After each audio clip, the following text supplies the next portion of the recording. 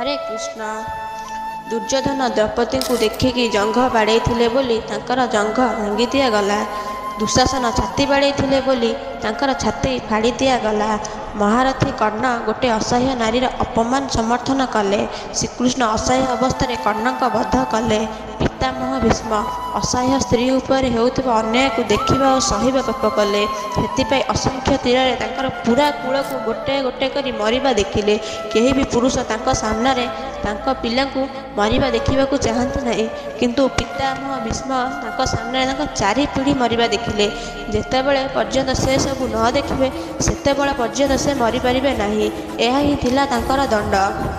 धृतराष्ट्रଙ୍କ दोष थिला पुत्रमोह। तांकु 100 पुत्रଙ୍କ सबको कांध दबार दंड मिलिला।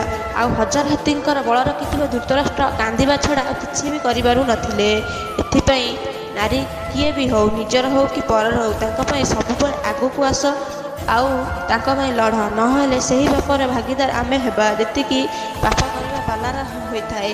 सेथिपई केबे हेले नारी को अपमान दबानी कि जेउ जगार नारी को अपमान दिया जाउथबो सही जगार केबे सह्य करिबा नहीं।